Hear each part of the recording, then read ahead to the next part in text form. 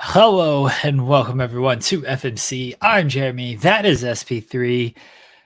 It's the first show on Fightful Overbooked for 2024. SP3. In the Weeds was on main channel yesterday, Monday. It was main channel Monday for In the Weeds. So technically this is the first show on Fightful Overbooked. What an introduction for any new subscribers on Fightful Overbooked. No wrestling talk on this show, everyone. So if you're here for wrestling, you can stick around if you would like, but we ain't here to talk any of that. We're here to talk basketball, and we're here to play mobile games. How you doing, SP3? I'm doing well. Happy New Year, Jeremy. Great Happy New to Year, see buddy. you. Great to see everyone out there in the YouTube world. I've been under the weather to start the new year, but I'm glad to be here with you to talk some hoops. And a miracle happened. The Detroit Pistons actually won a game. All right, let's start there. So if you watch this stream or the last show that aired on Fightful Overbooked in 2023, it was supposed to be a year-end show. We turned it into a watch-along of the Pistons and the Celtics because I was super invested in this. Jason Tatum's legacy was on the line in that game. The Celtics, What no a thanks to Jason ridiculous Tatum. statement. What a ridiculous statement that still is.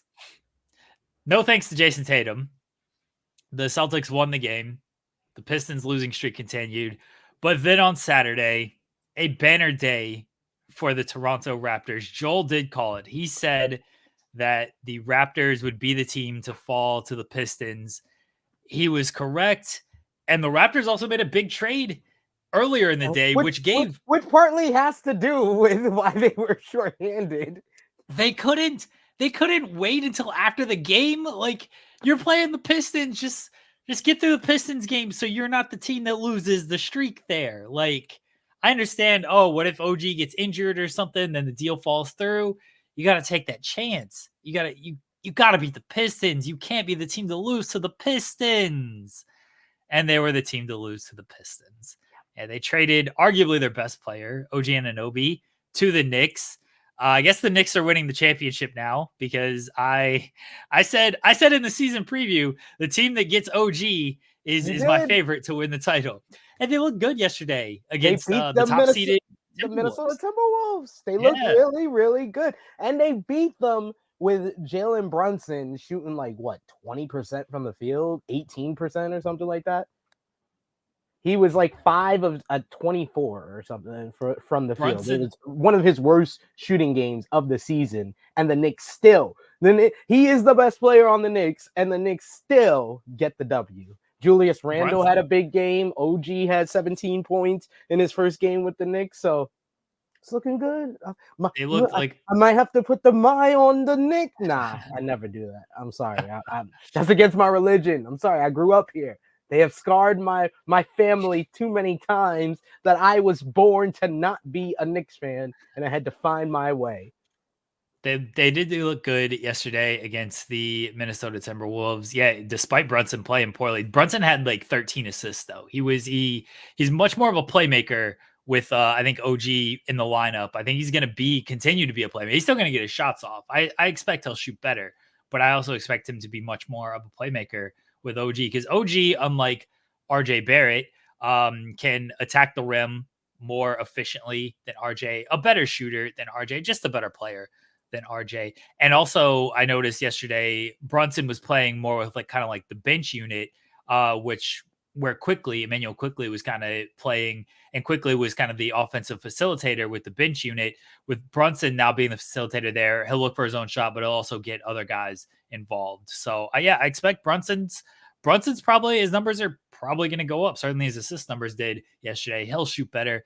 Knicks are a better team. OG Anunoby is a great player. He's the kind of guy that fits seamlessly into any team. This is why I said the team that trades for him is a favorite of mine to win the title. I didn't think it'd be the Knicks. I don't think the Knicks are going to win the title. I think they're one step closer, and now they still have their first round pick. If they want to make another deal that gets them closer to a title, they're a better team. I think Toronto's a better team as well because OG probably wasn't staying. I think Quickly is very good. I don't know why he wasn't playing as much. Thibodeau just wasn't playing him. He's good. He looked good in his Raptors debut last. RJ Barrett looked good. RJ Barrett, I think being out of New York, being in Canada, being in Toronto, I think he'll be a little bit more comfortable. You're turning the ball, the keys more to Scotty Barnes now, who is ready for that role. It's a win-win trade for both sides. I know people like to assign, oh, who won this trade? Who won this trade? Like both teams can win a deal if both teams benefit from the deal. And I think both teams benefited from this deal. This was a smart deal where it helped both teams. I think that the Raptors got better long-term, getting RJ Barrett, getting Emmanuel Quickly, who's immediately going to be a starting point guard for them. And I think that the Knicks got a piece that they very much needed. They needed a perimeter defender that can be like a shutdown defender on that end of the court. They have a bunch of players that are really good on the offensive end of the court, but they didn't have any like defensive stoppers like that. They got Mitchell Robinson, who's good in the paint, but he's not really considered like a low post threat as far as on the defensive end or on the offensive end. So I think OG is a very beneficial part to the team. It may give them a chance to make it to the conference finals. I think that is probably what they're shooting for with this next step that they want to make. But I just question if a team with Jalen Brunson, and I know Jalen Brunson is great.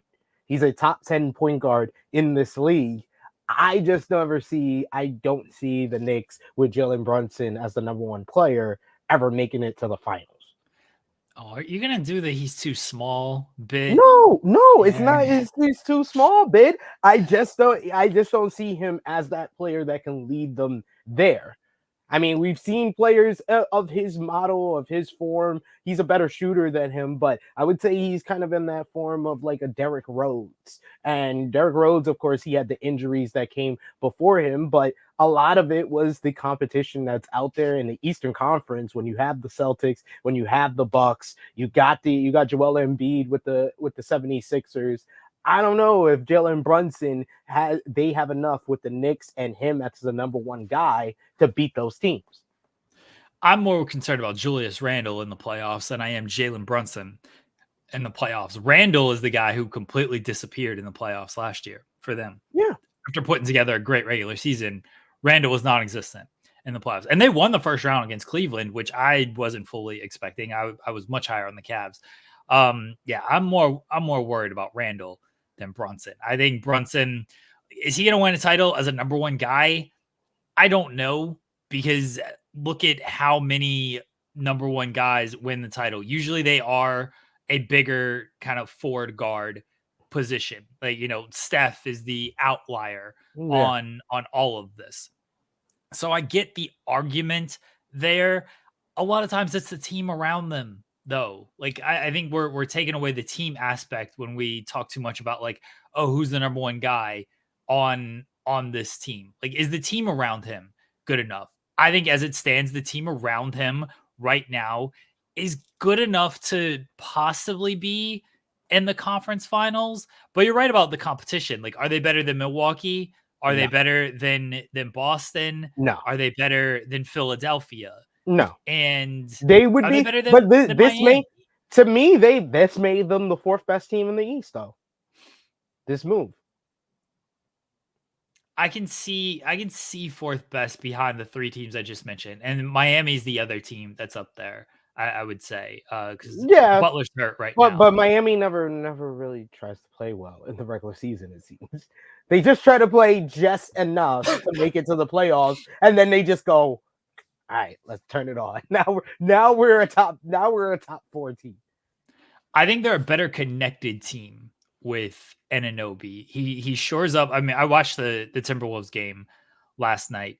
When OG was on Anthony Edwards, he was giving them all kind of fits. Like, you look at the numbers, and Anthony Edwards has like 35 points, and it's like, oh, well, he just destroyed their defense. He destroyed anybody not named OG Anunoby on him. When they were throwing Josh Hart and Quentin Grimes and whoever at him, bucket every time for Edwards. When OG was on him, he was in foul trouble. But when OG was on him, it was, oh, he's stopping this person. They got Thibodeau as the coach, which is good and bad for various reasons. But defensively, Thibodeau's that's been his calling card. And he knows how to put together a good defensive scheme especially in the playoffs, to make things miserable for teams. So it's a good move for the Knicks. Time will tell if this is going to be it's certainly a championship winning move. I'm not putting them. I'm with you on fourth, which is probably where they were anyway, but they're a step closer to the top three. I mean, the Bucks lost to the Pacers last night. The Celtics nearly lost to the Pistons the other night. The Celtics play the Thunder tonight. That's a big game. And then the Sixers, Embiid's out right now. They're still winning games. I'm still curious about the Sixers in the playoffs. I don't know. That's a team I'm not trusting until we actually get to the playoffs as well. I've seen Embiid enough in the playoffs to. And we're forgetting about Louis' Orlando Magic. I'm sorry, Louis. I'm sorry. Yeah, they're still playing well. They're not bad or anything. They're still playing well. They're 4-6 in their last 10, so I think that's why I'm not as high as I once was. And similar with the Pacers, is kind of gone back to where I think they're going to be. I think the Pacers, the Magic, they'll be middle of the pack, like your 5 through 7 seed. But I think that the Knicks, with this move, I think this has propelled them where I believe they're going to be the team that ends up in the 4th seed by the end of the season. There's more. There's possibly more moves out there for the Knicks. They, like you said, they still got that first round pick that they can use. So I'm interested to see what other moves the Knicks are going to make. There's a bunch of other teams that are going to make moves, whether it's in the East. I know a bunch of teams in the West look like are making moves or talks about them making moves, especially my Lakers with our struggles. Can you guys add another forward? I feel like you need to, your starting lineup needs to be even taller. I think the shortest player in your starting lineup right now is 6'8". The Lakers need to understand. The Lakers don't need to make any trades. We just need people healthy. Like LeBron and AD, it's like the reverse of the last 2 seasons. All right, where LeBron and AD were not on the court together all the time. They have been on the court most of this season together. It's been fine, except for a few games that LeBron was out. But it's everybody else. It's Gabe Vincent has been out most of the season. Gabe Vincent's played 3 games all season. Yeah, that's what I said. He's been out most of the season. Okay, you can't be like, oh, we need Gabe Vincent. If your team's relying on Gabe Vincent. You're not even letting me finish. You literally made me stop after one name. If your team's relying on Gabe Vincent. I had 4 different names. And it was going to end with me saying Rui Hachimura 3 times. And you ruined it. You ruined it. Rui Hachimura is injured right now. Oh, boy. How many games has Rui Hachimura played? He's played a few. But he's been out. He's out with injury. We got four players right now, 4 key players that are out with injury. We just need everybody to get healthy. We don't need to make any trades. I think that we've done enough. We have a roster that can be a playoff team. We just have to get the roster on the actual court together and develop some chemistry. We've also been away from Crypto.com Arena for I think it was a stretch of 8 of 9 games, and we got our next 11 of 12 games at Crypto.com Arena. And I think that the tide will turn. The tide is going to turn in these next 12 games. Gabe Vincent is the Lakers' hopes and dreams, everybody. I did not just mention Gabe Vincent. I literally said 4 players. 4 Everybody else has played. Everybody else has played within 25 games. They've only played 30-something games on the season. Everybody else has played 25 games or more. We have not gotten our full roster on the court yet, Jeremy. How many teams have? I don't care about other teams. We are talking about the Lakers right now, sir. So they're the only team that can use injuries as an excuse. No, I'm not using it as an excuse. Are you not? I'm telling the Lakers that you don't need to make any trades. You don't need to make any trades. We just need to get our players back on the court. I have not made any excuses for our losses. We lost to the Pelicans. They whooped our ass. Did I say that's because of injuries? No, I did not. I said the reason that I mentioned the injuries is because we do not need to make a trade. Simple listening. You are a good listener.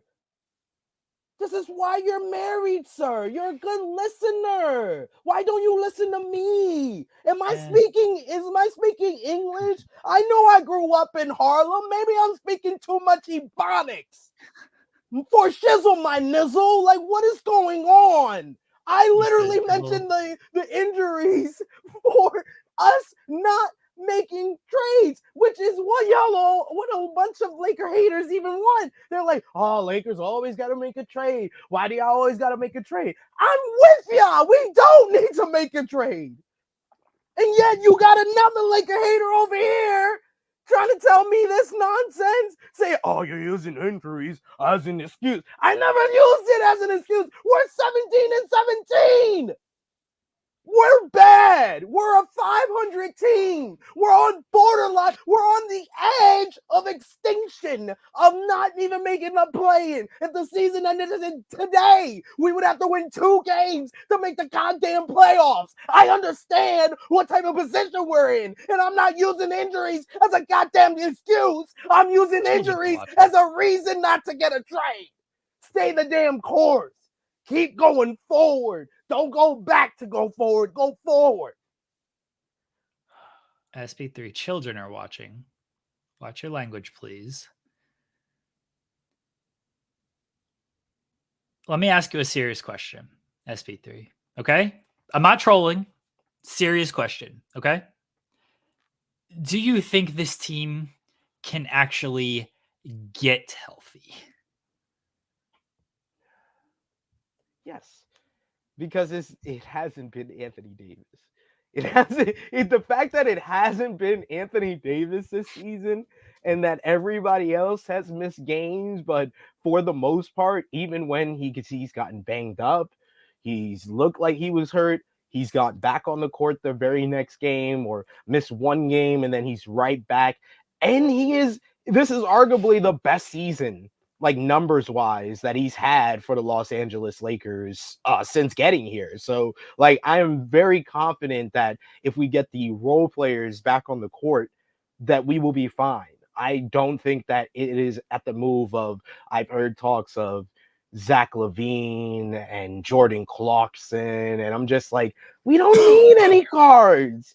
D'Angelo Russell is having his best shooting year. He is. Look at the numbers. I'm not lying to y'all. I mean, I believe you that D'Angelo Russell is having a very good shooting year, but D'Angelo Russell, by the way, it's not his best shooting year. Last year was. But D'Angelo had his best 2 shooting years back with the Lakers. But D'Angelo Russell, we know what you're getting out of him in the playoffs, and it's going to be, let's pick on D'Angelo Russell. I mean, I think that the long-term move is to have D'Lo and Reeves in the starting lineup. I think that long-term, that's what we're going to have to do. I don't think that's what their plan is, though. They keep moving these guys to the bench. I don't either. That's what I think they should do. Now, is Darvin Ham a good coach? See, now we're on the same page, sir. See, now you're listening to me, because I was literally about to mention him. I was like, I think now, if we're talking about changes, I'm saying no changes to the player roster. I am not talking about changes to personnel, and I'm just saying, like, maybe we don't remove Darvin Ham, because that would be too much of a shakeup. Already 34 games into an 82-game season, and he won the in-season tournament, so that has to count. Can't fire a coach after he wins the in-season tournament. Can't fire a coach after he raises a banner. And it's not like we have done that before, Frank Vogel. But all I will say is that maybe you just do a Laker thing. You know how they had they hired Frank Vogel, but they had Jason Kidd as the assistant coach, just in case Vogel fucked up. Maybe you just slide in a head coach as an assistant coach. See, switch things up. Have some new input. See what type of lineup changes he would make, and just see what happens. How concerned are you seriously about the Lakers? Because the key coming into the season, everybody talked about their great offseason. You talked about their great offseason. Yes. SP3. I know guys are hurt. Okay, guys, I'm sorry. Sorry, Gabe Vincent only played 5 games. Davis and LeBron have been healthy. That was the concern, right? Like, we just need Davis and LeBron on the court. We just need Davis and LeBron. They've been on the court. But now, all the moves you made in the offseason wasn't enough. By the way, Russell's played just about every game. Reeves have played about every game. Terry and Prince has played every game. Most of these guys have played most of these games. You haven't had Gabe Vincent and Jared Vanderbilt missed like half the season. Key. That's a key. I do think Vanderbilt's like been a key player for them. I don't disagree with that. But you haven't had him. The rest of these guys was like, oh, Austin Reeves. Don't worry, we got Austin Reeves. We re-signed D'Angelo Russell. This is what we need here. These guys have played. And it always came down to, as long as LeBron and Davis are healthy, we'll be fine. As long as we got those two on the court. I didn't just say that the Lakers season was dependent on just LeBron and Anthony Davis being on the court together. I talked about all the other players. I literally, if any Laker fan has been singing the praises of our role players since last year's comeback into this season and talking about the re-signing Rui Hashimura, getting Gabe Vincent, re-signing Jared Vanderbilt. I said all these things. I brought all these people up, and I explained to all of y'all why they were important to us being successful this season. So am I surprised that we are struggling this season with those guys hurt, those guys injured? No, because I've been saying it for a year. So you can talk about all the other Laker fans, but you're not going to tell me I am not sat up here and praised and talked about the importance of the role players. They're 6-7 with Jared Vanderbilt in the lineup. Yeah, it's chemistry. They're 6-7. Nobody else has missed that many games. Gotta develop chemistry. You just said Gabe Vincent. Gabe Vincent played 5 games. I'm not counting this guy as like. Yeah, he was a key pickup. He was one of our key acquisitions. But they're bringing back the same team that made the Western Conference Finals last year. Gabe Vincent was an addition, but everybody else was part of. We're missing a key. You're missing a key factor from that Western Conference Finals team. Who? Dennis Schroeder. That's not my fault they let him go. Dennis Schroeder, man. I was talking about Dennis Schroeder all day, every day. Dennis Schroeder. That he couldn't beat the Detroit Pistons. Hey, you lose a lot when you take off that purple and gold, man. That's all I gotta say. You lose a whole lot. You lose a whole lot wearing it too this season. No, it's like you're in carbonite, and they steal your mojo, like you Austin Powers when they take off that purple and gold. You're losing just as much as you win wearing it this year, so I don't know how much you're also losing. 500. The season starts today or tomorrow. Next game, yeah. Who do they play next? Let me check here. Let's see. Lakers. Our next game is Miami the Heat tomorrow. Yeah, at home. So we're back at home. This starts our home stretch. Probably no Jimmy Butler. There should be a winnable game. Yeah, there should be a winnable game. I'm hoping for a splendid week so we can come back next week with the first sermon of 2024. All right, 3 games. How we had counsel here. You made me all upset. I got little to no voice because I've been sick. You got me drinking water up here because you got me all up. I'm sweating. I'm up here sweating. You doing this to me? This is the first stream I'm doing in 2024. Fight for Overbooked, FMC, Jeremy Lambert, you people. This is the first time I'm on a screen this year, and this man got me all flustered. trying to bring up, trying to put, once again, what is always our beef? Always our beef on this show is this man putting words in my mouth, trying to misrepresent me. This man's a writer. He transcribes podcasts like this, but yet he can't listen to the guy he's doing a damn podcast with. This is ridiculous. All right, let me ask you a serious question. Okay, another serious question. 3-game stretch coming up is Miami, Memphis, and LA. You go 2-1 during that stretch, but the loss is to the Clippers. Nah, I'd rather go 3-0. I hope we go 3-0. I hope we go 3-0, but yeah, it does seem like that would be the loss in that. So yeah, that's the game. Yeah, those are the 3 games for next FMC episode. Oh man, we're not getting a sermon if that's the case though. I'll be happy. I'll be all right because that's over 500. And okay, what if you go 1-2, but you beat the Clippers? Now you put me in a little bit of a situation here. Damn, that's a tough question. Nah, I'd rather the 2-1.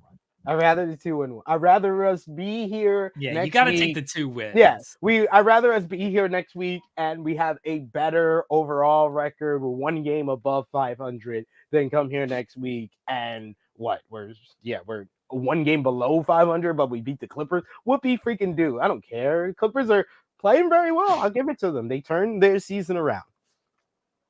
You want the wins over the losses here, even if it means losing to the Clippers. Yeah, unfortunate. Clippers are playing well too. Like they're playing really well. They beat Miami last night. Really, when Kawhi's in the lineup, they're playing great. When he missed some games and they lost those games, but otherwise they've been winning a lot as long as he's been in the lineup. Yeah, like what they have done. They it's Tyronn Lue. It's that really down to that. That's what it comes down to. He showed why he should be one day a Hall of Fame coach. Yeah, like he's responsible for the greatest comeback in NBA playoff history, NBA finals history, and he's showing this year that he was able to make the adjustments. People thought when James Harden came here that they totally wrecked this team or any chemistry that this team was going to develop, and now we're seeing the 2K team that we thought we were creating when the trade was first assumed of putting James Harden on a team with Russell Westbrook, Paul George, and Kawhi Leonard. It's actually panning out because people know what roles they need to play. I think that Russell Westbrook has done an exceptional job of accepting different roles for the Clippers, and he's even had to adjust that role this season with James Harden coming on board. And James Harden seems like he's been willing to make the adjustments that he needed to, and even though he doesn't play within a system, he's a system man. He's been playing within the system that the Clippers can be successful in. Yeah, Harden doesn't take as many shots as he typically does because he knows he has Paul George and Kawhi Leonard to just kind of even Trey Mann isn't like a terrible shooter. When Norman Powell's out there, he's got another shooter, so he can just set all these guys up. And especially when you have George and Kawhi, like Kawhi's getting a lot of catch and shoot opportunities. George always fits seamlessly into basically any team that he's on. Clippers are good. It's a little unfortunate. I wish they would be terrible, but they're good. Hey, we can be happy in the fact that our Oklahoma City Thunder is still rocking and rolling as the number 2 seed. Boston Celtics tonight. That's a little worried about this one. This is a real test. I mean, they've had a lot of tests. Like, we just beat Minnesota. We kind of blew out Minnesota in that game. We blew out Denver. Boston's going to be a real tough test, though, because Boston always plays to the competition. I'm not taking their, just because they barely beat the Pistons. I'm not taking that as like, okay, well, we can easily beat Boston. Now, Boston plays to their competition. They play the Pistons close because it's just what they do. It's at home tonight, which is good. Boston's undefeated at home. They're not as good on the road, 10-6 on the road.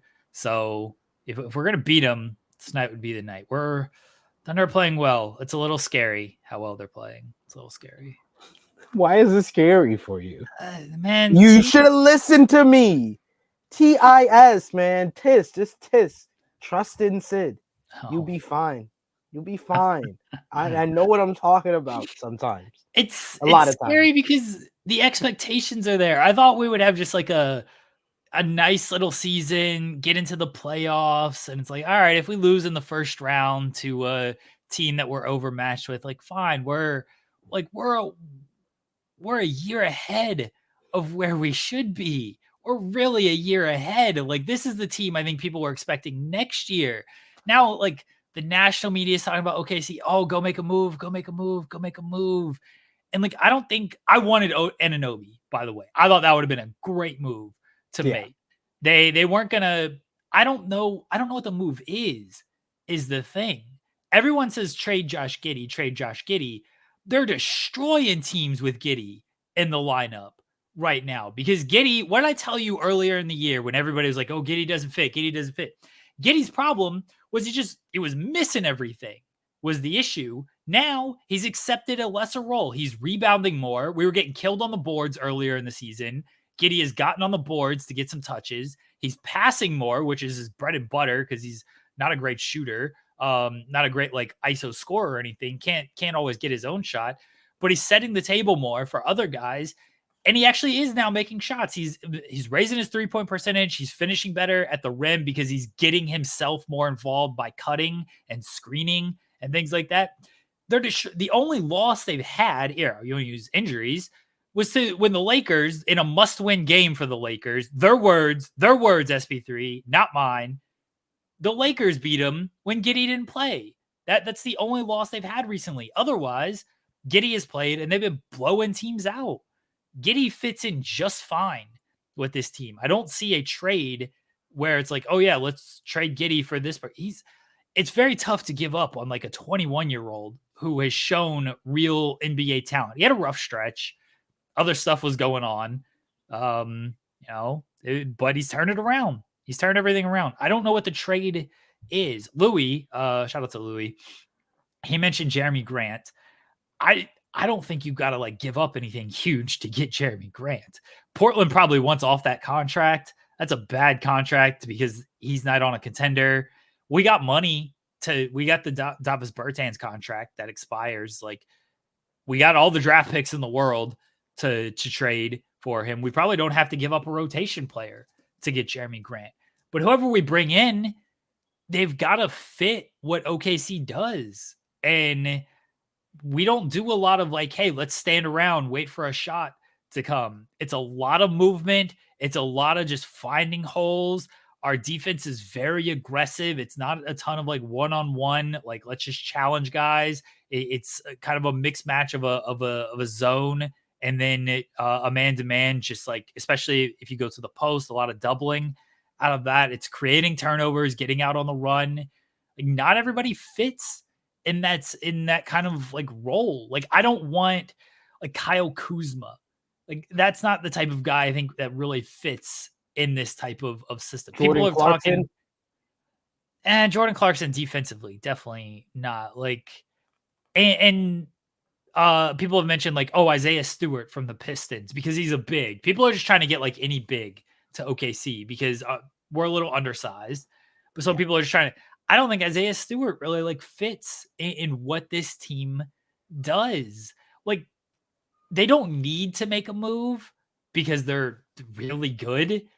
But I understand the thought of if there is a move to be made, you should make it and not wait. I completely understand that thought. I'm on board. I don't think there's gonna be a move for them right now. I don't know about trade deadline. Maybe stuff changes in the next month to change that. But right now, I don't think they need to make a move, and I don't think a move is going to be presented to them that is going to be the must make move for them. I think they're better off. They're another team that I think is better off, but they're in a much better position than mine.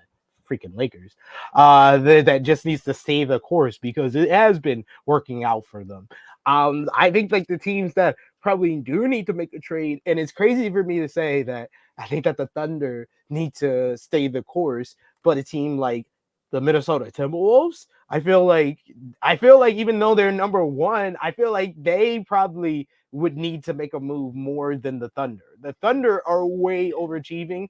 The Timberwolves are also overachieving, but I feel like if they made a move, even if it's just for a role player, for a player that's just going to help them coming off the bench, I think that would solidify their position in the top of the Western Conference for the rest of the season.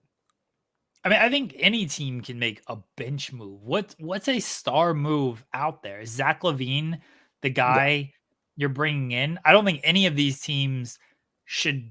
One, it's going to be very difficult to bring in Zach LaVine because of just the money.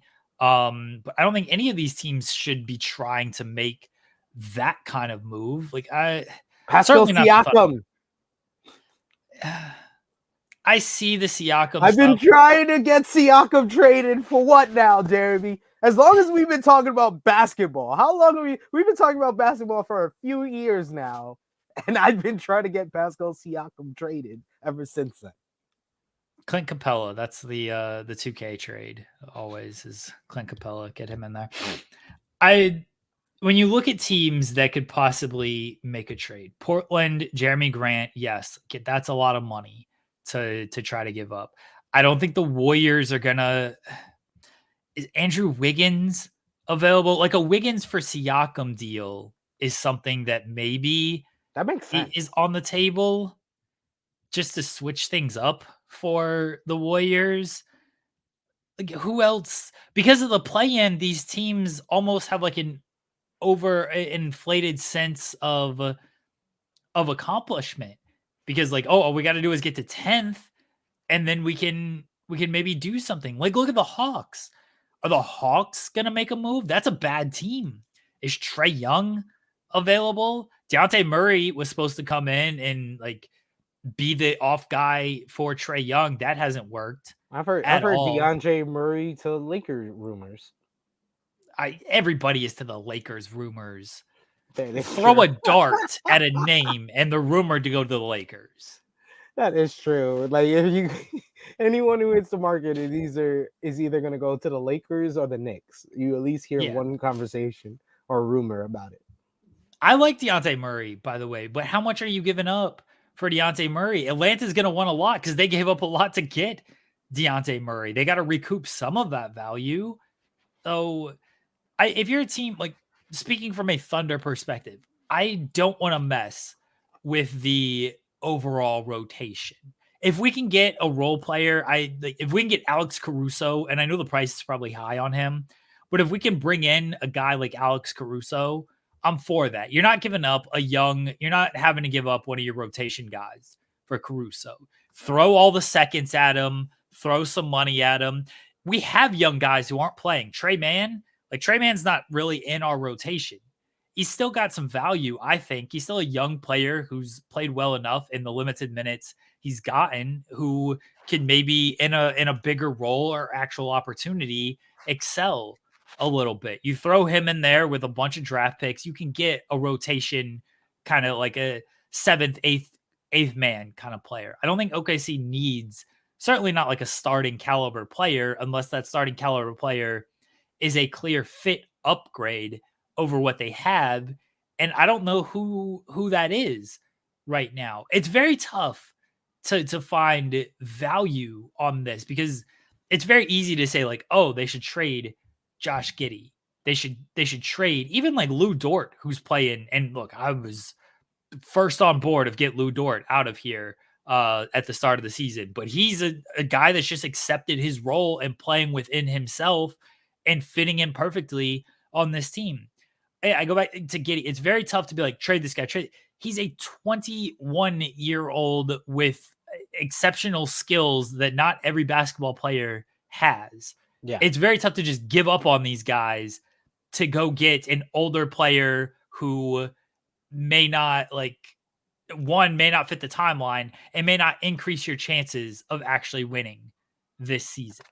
And we have Sam Presti, who I think is smart enough to realize all of this stuff as well. And that's why I'm saying, like, I don't think there's going to be that deal that you guys need to make that improves your team immediately. You guys are on the right track right now. LeBron to the Thunder. I like that. If you guys draft Brownie, you never know. We might.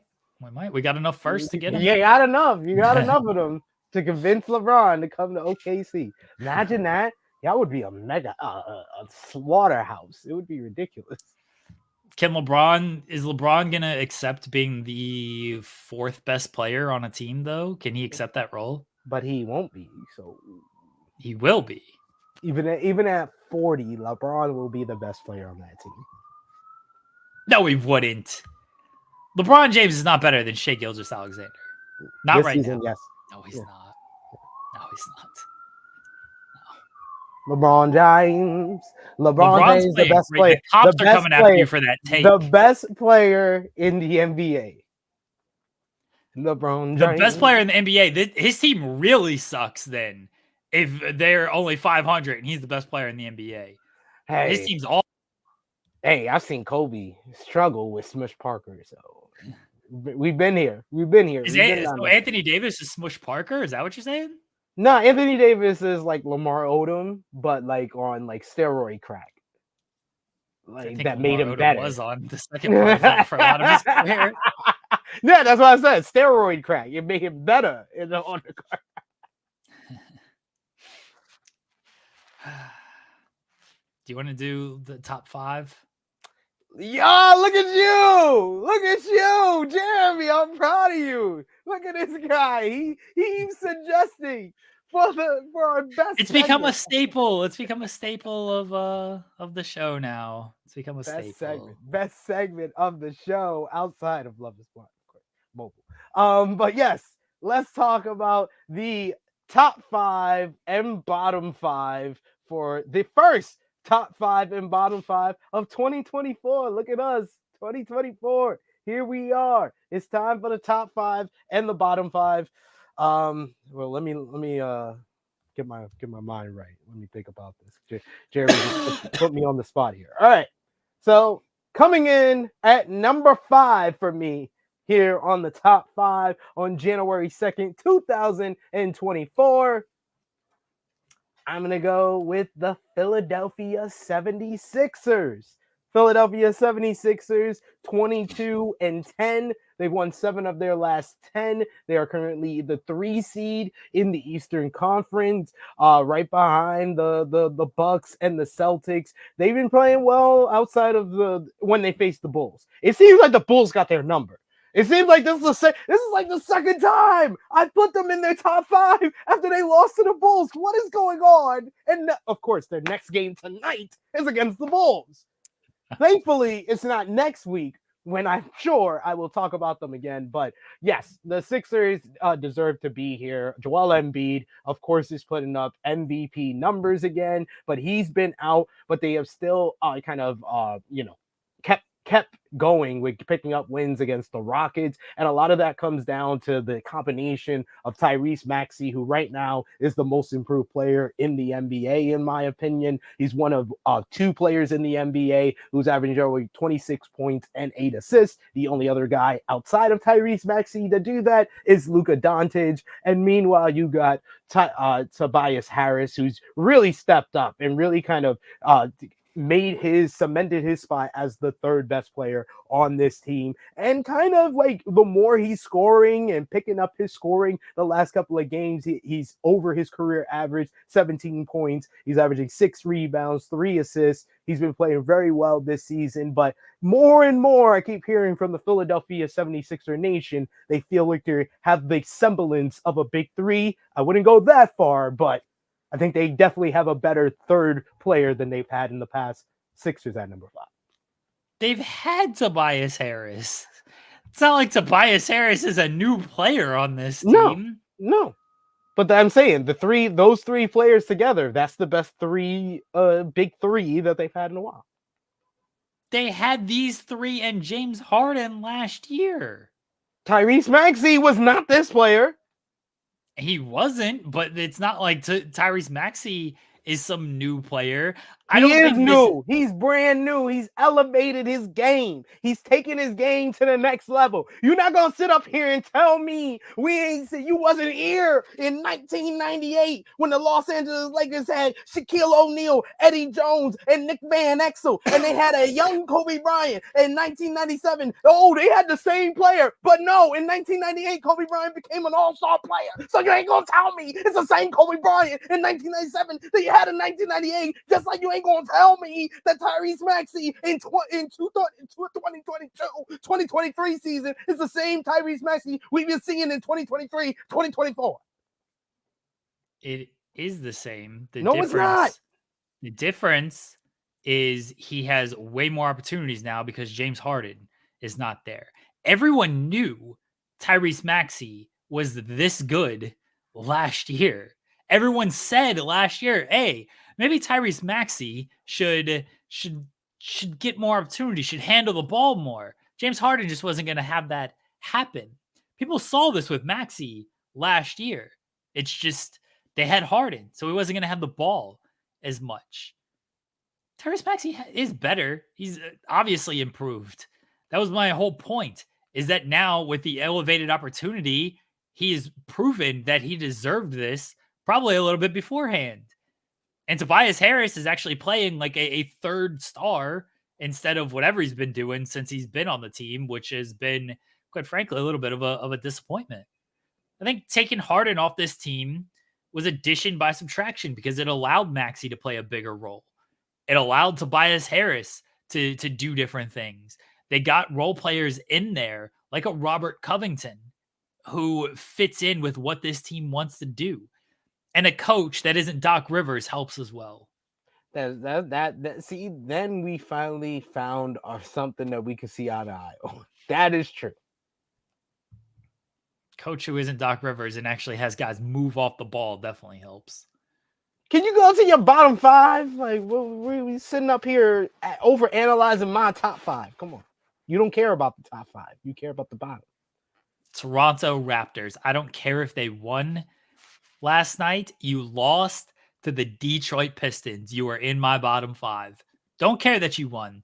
You lost to the Pistons. You ended their historic losing streak because Pascal Siakam, Dennis Schroeder, Scotty Barnes, you couldn't get it done against the Detroit Pistons. You should be regulated. Go to the G League. Toronto Raptors are number 5 in the bottom 5. That is fair. I'm not going to overanalyze that at all. Coming in at number 4 in the top 5, going down a few numbers this week. Number 4, I had the Milwaukee Bucks. Reason why Milwaukee Bucks is down this week, they're coming off some key losses, whether it be the New York Knicks on Christmas Day, or whether it be the Pacers last night, and the Pacers seem to have their number. But I have been liking the chemistry that has been building within this team. It feels like Damian Lillard is a lot more comfortable, and it's kind of ridiculous how Damian Lillard, most games, will have 2 to 0 points and then always end with 25 to 30. Like, it's crazy. It's crazy. I'm talking about most. That's why I said most games. I didn't say last night, sir. When the Pacers got these guys' number. The Pacers do. It is kind of like, I mean, I know LeBron needed the 50-point game when they stole the ball from him to beat them last time. But yeah, in-season tournament, they beat him. They beat him last night. Like, they just let Giannis get anything he wants, and the rest of these guys can't do anything against. They stopped everybody else. Giannis had 30 points, 18 rebounds, and 11 assists. And everybody, I think the next highest was Chris Middleton, who has been playing well as of late. He's been very good. Yeah, he seems like he's getting his legs under him, and you can see that his points per game and his overall numbers, he's averaging 4.5 rebounds, 5 assists, 49% of the field, about 35% from three, so he's playing very well the last couple of games. He's really getting into form, but most of all, it's about the chemistry that we've been seeing outside of last night's games. And Jeremy's gonna stop me if I don't mention last night was not a good game, but the chemistry we've been seeing with Dame Lillard and the rest of the team, I think that's gonna kind of follow them through and lead to them being in the top 2 seeds in the Eastern Conference by the end of the year. So Bucks at number 4. Number 4 in the bottom is the Washington Wizards. I don't know what you want me to say about this team. They're not good. Sometimes they have very funny moments, and then they lose. It's a bad roster. Everybody knew it was a bad roster. They might trade Tyus Jones. I do think they have some guys who have some value. I think Kuzma is like a good player he's a championship player. He won with the Lakers. I think Kuzma's like a nice 3-4 guy on a good team. Jordan Poole forgot how to play basketball. I like Tyus Jones. He's not going to give this team anything. It's a bad team and a bad roster. I don't know what you want me to do about it. That's it. Bad team. They're funny. They didn't really have any funny moments this week though. So like, if they don't have the funny moments, it's just bad basketball. They got to do like the funny moments. Number 3 for me in my top 5 this week is my Oklahoma City Thunder. 22-9, the second seed in the Western Conference, winners of 4 straight with some key victories over the reigning defending champions, the Denver Nuggets, the number 1 seed, the Minnesota Timberwolves, the New York Knicks, who are on the rise. They had a loss to the Los Angeles Lakers about a week and a half ago, but that came off the heels of them beating the red hot Clippers. So it's kind of like any loss is kind of negated by the win right before it or the win right after it. The Thunder have just been one of the more consistent teams of the season, and just their young team. They're one of the funnest teams to watch as well because they're just so youthful. There's just so much energy on the court. Chet Holmgren is a beast and seems like a double machine. Shai Gilgeous, rookie of the year. Shai Gilgeous-Alexander is looking like an MVP candidate and one of the top 10 players in the league. Is well deserved to be considered that. Like you've been saying, Josh Giddey has been improving and showing his role within this team. Jay Will's been playing very well. Lou Dort, J-Dub, Jay Will. I don't care. Well, we have 2 Jalen Williams. There's a Jay Will who comes off the bench, the big, and there's a J-Dub who is in the starting lineup, who he won't win most improved because it's not typically given to a second-year guy, but J-Dub's been fantastic. J-Dub has. So, yes, the Oklahoma City Thunder, number 3 this week. We're going to draft another Jalen Williams as well. I'd like to see more of Coulibaly, by the way. I feel like he's good, but he's on such a terrible team that I can't get a great gauge on him. This is for the Wizards, to go back to the Wizards. I'd like to see more of him. My number 3 is the San Antonio Spurs. They have Wemby. Maybe I thought Popovich learned that, let's play Wemby with Trey Jones, and here's a point guard who can actually pass him the ball and get him involved and, utilize him to the best of his ability. And that lasted for like 1 game against a terrible Portland team, and nothing's really changed since. I don't know why Trey Jones isn't starting. Sochan's like not really I don't know who their point guard is. Is it Devin Vassell? Nobody on this team can pass. It's a terrible team. Pop seems just confused of what these players are good at. Maybe they're not good at anything, but Trey Jones should be starting. I don't know why he's not starting. By the way, Wemby averaging 10 rebounds, as I correctly predicted to start the season, as I bet on to start the season. He's at 10 rebounds. I still feel very good about that bet that I made. That's all I really care about at this point, is Wemby going to average 10 rebounds. Congrats. I commend you. I commend you, sir. That was a good bet. Good bet to make. That team's bad. And They they don't are. even make Wemby fun. How do you have this dude who's like a freak of nature and like you can't make him even like fun? It's so weird. They're just really bad, Jeremy. They're just really bad. All right, number 2 for me this week. It is the Minnesota Timberwolves. The Minnesota Timberwolves, of course, number one in the Western Conference, and they had been my number 1 on the top 5 the last couple of weeks. Of course, Anthony Edwards has just been playing out of his mind. 26 points per game, 5 rebounds, 5 assists. He's putting up Kobe numbers, basically the Kobe averages. Anthony Edwards, and looking like Kobe a lot of times down the stretch of games. They've won some close games, but I think that the key losses to the New York Knicks last night, as well as the loss to the Oklahoma City Thunder, are the reasons why I keep them out of the number 1 spot this week. But I have been loving what they've been doing this whole entire season. I love their big 2 of Anthony Edwards and Karl Anthony Towns, who's averaging 21 points and 9 rebounds, 3 assists, 50% from the field, nearly 40% from 3. He's shooting out of his mind. Rudy Gobert looks like he's the defensive player of the year. They just have the role players are weighing well and shooting well. Conley has been stepping up as a veteran leader for this team. There's just so much to like about the Minnesota Timberwolves, and I think they're going to be 1-2 on my top 5 for a very, very long time this season. Timberwolves playing well. Lost yesterday to the Knicks. They're a tough team though. I don't like playing against them. I know OKC actually did beat them, but yeah, they're a team that Anthony Edwards scares me. Rudy Gobert annoys me, and I like the veterans they have as well. It's a good team. I think they're gonna be. They're not. I don't think they have the pieces to add like another like star or anything. I don't think that guy's available. That's a team I would watch out for to add like another like connector veteran piece that could make them even better. I agree. My bottom on the 2 in an upset, the Detroit Pistons. They won a game. They beat the Toronto Raptors. Congrats to them.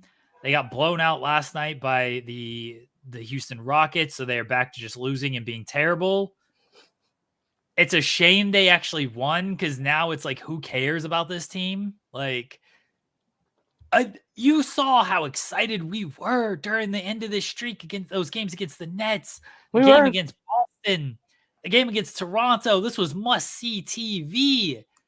And now they won, and now it's like, oh, yeah, this team just kind of sucks. But they won. Congrats to them. There is a team that has not won in the past week, in the past 2 weeks, and that's going to be my bottom team. That is very fair. Very fair.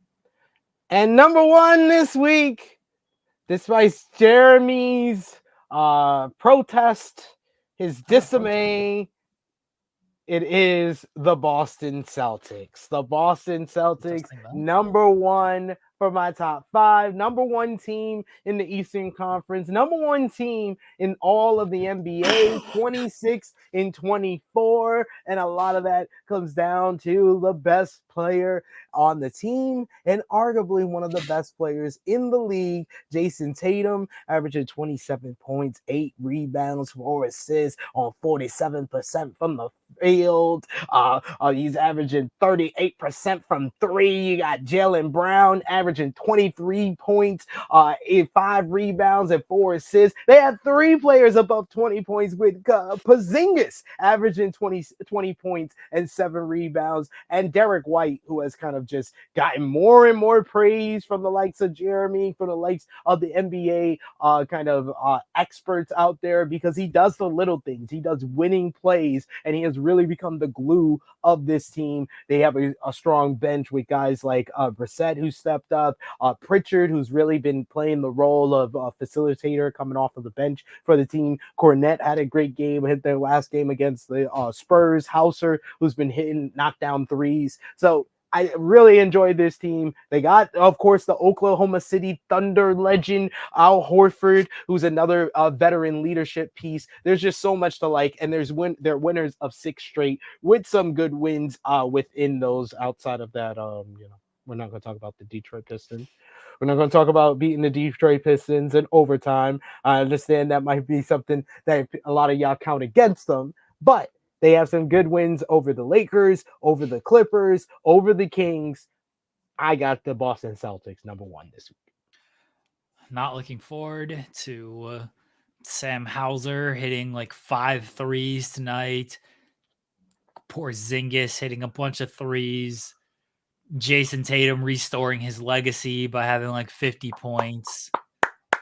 Restore the feeling, Jason Tatum. Restore the feeling of you being MVP. He should be an MVP candidate on everybody's ballot. Jason Tatum. He's not. He should be. He's not. The worst team in the league this past week, believe it or not, again, not the Detroit Pistons, is a team that has lost 11 straight. We'd be talking about this more if it wasn't for the Detroit Pistons' historic losing streak. But now maybe we'll talk about it as this team continues to climb in the losses. The Charlotte Hornets, losers of 11 straight. LaMelo is out for who knows how long. Terry Rozier is leading the team. Yes, Terry Rozier, Scary Terry, still around, still making plays, still putting up big numbers on a bad team. It's not a good team. I don't know what else you want me to say. Not a good team. They don't have any. They employ a person who probably shouldn't be in the league. Don't like that either. Bad team. That's fair. Yeah. Yeah. Hornets is fair to take the spot of the Detroit Pistons, even though I thought the Detroit Pistons would never lose their top spot. They won. I didn't think we'd see a team that would lose as much as the Pistons, and here come the Hornets. Now I'm rooting for the Hornets to lose all the time. Give me 2 historically bad seasons in the same year. Let's go. Give me that. That's what dreams are made of, ladies and gentlemen. Yeah, this is what I want. I want these historically bad teams. Makes sense. It's more fun that way. When's the next Hornets win coming? It is kind of fun. The Hornets got the Spurs. They got a bunch of losses coming up, most likely. Kings, 2 games against the Bulls, the Kings, and then they got the Spurs. Spurs might be a win. Spurs are bad. Yeah.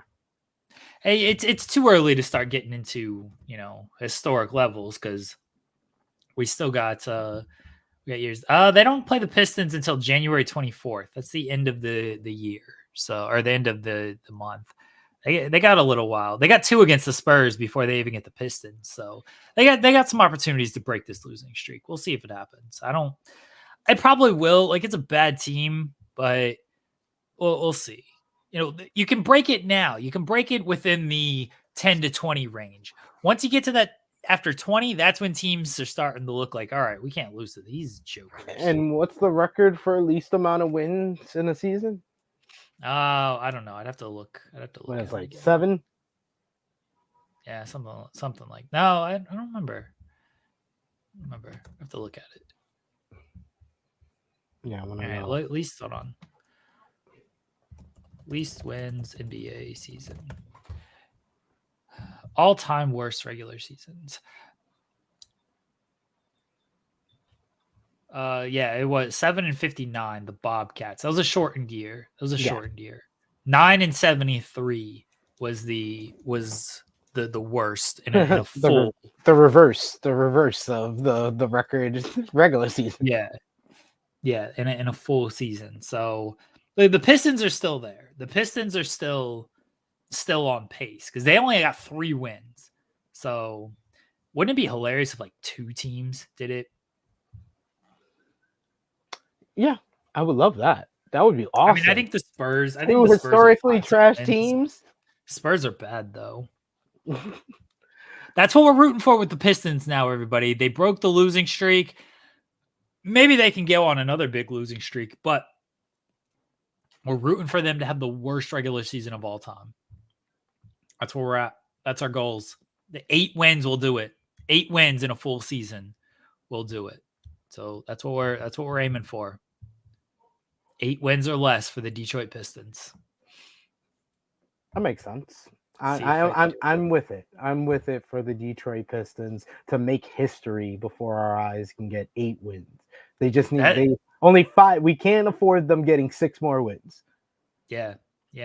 That's it won't start being a thing until later in the year when there's like 20 games remaining and they still need like 5 wins. Can they go like 5-15? Like that's going to be the test. So until like there's like 20 games or so remaining, it's not worth quite tracking just yet, but it's worth keeping an eye on to see if the Detroit Pistons can set the record for the least amount of victories in a season. So rooting for it. We shall see.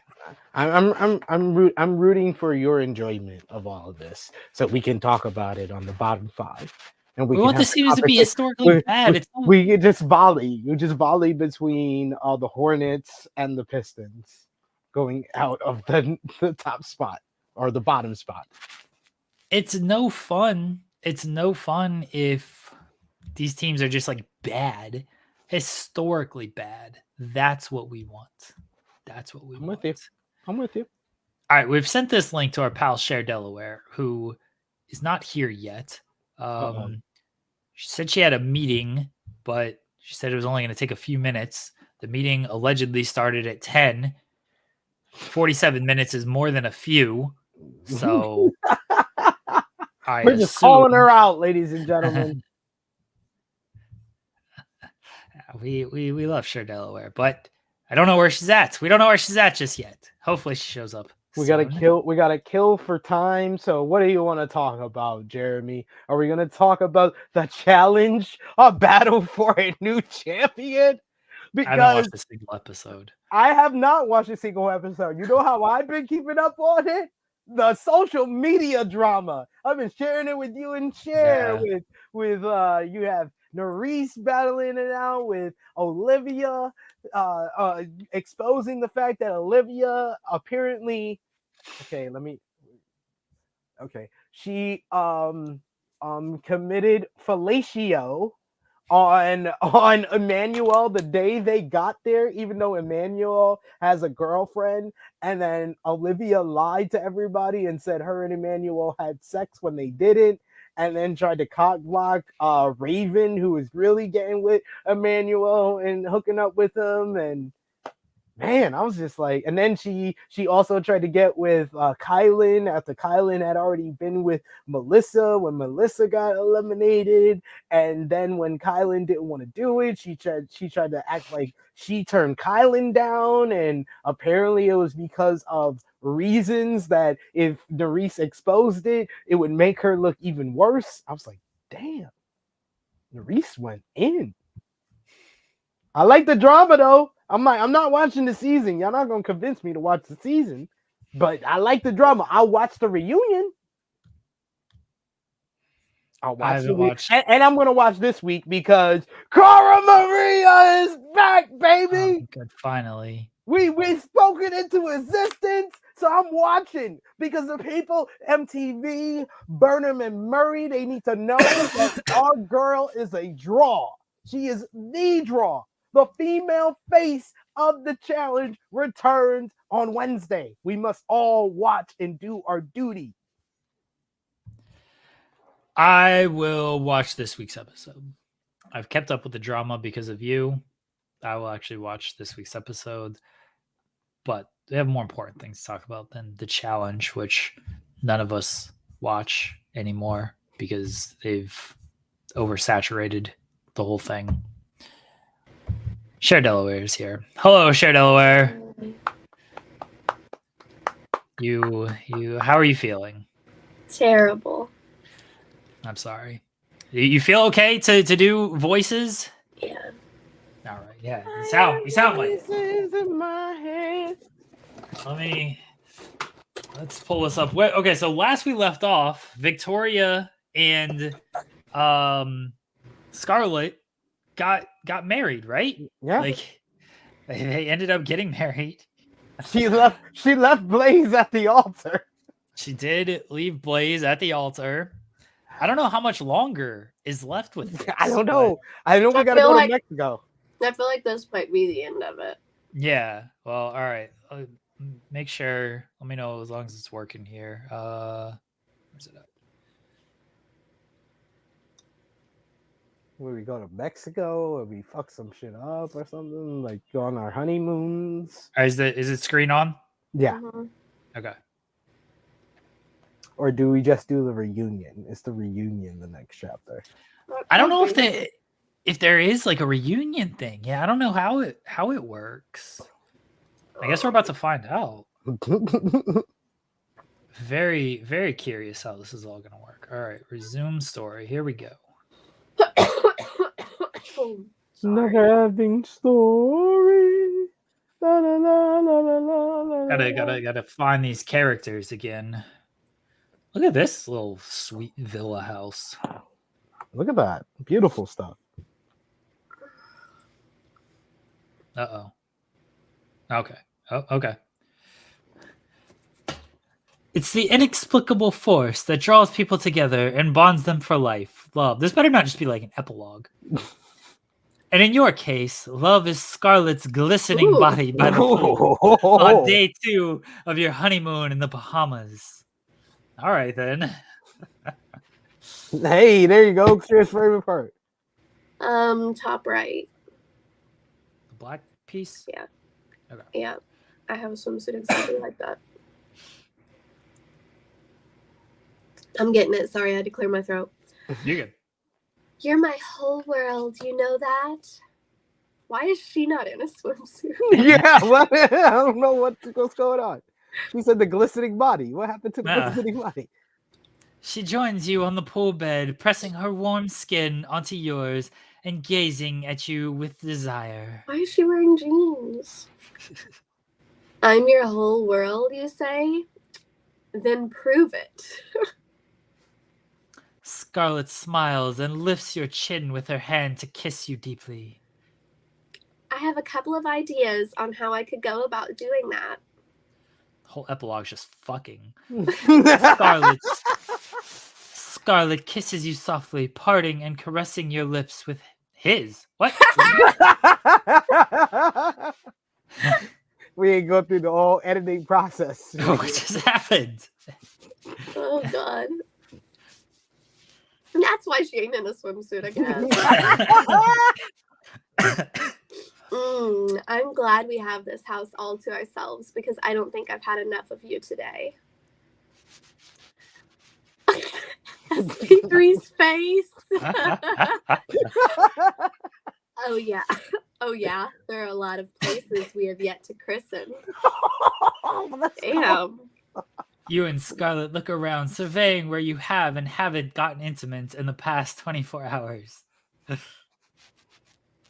How about right here on this chair? I'm sorry, I can't do it in the pool. Scarlett gazes at your naughty expression and smiles. Don't have to tell me twice. Scarlett takes a piece of ice into her mouth and kisses behind your ear.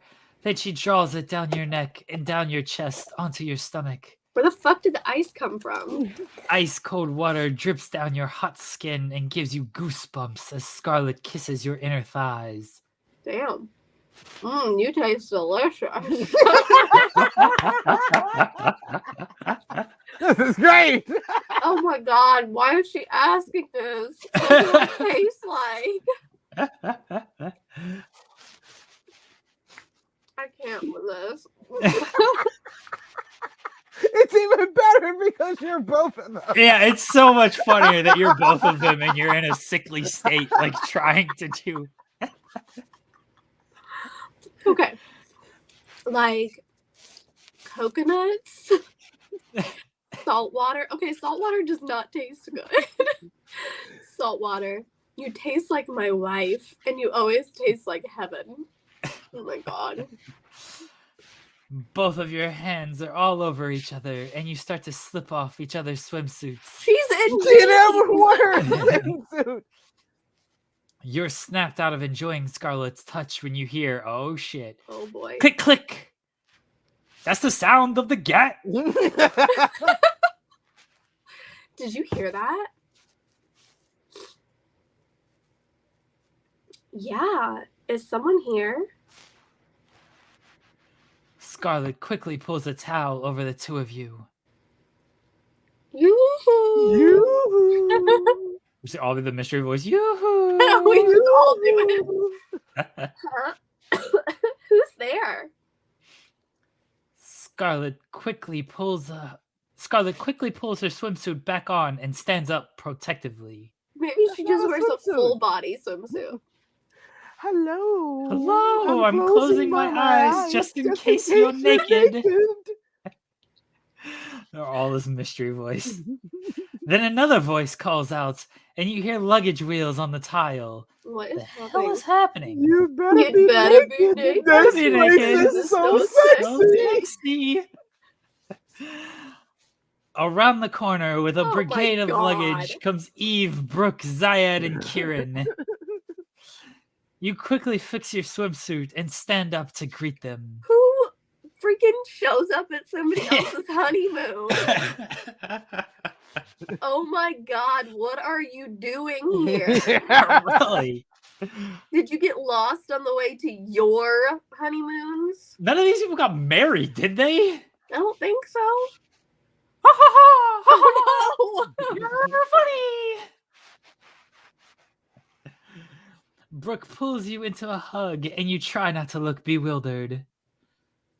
Who's Brooke? I don't remember who Brooke is. Am I Not Brooke? me. I think you're Brooke. Oh, okay. Yeah. It's just our luck that a hurricane hit our island.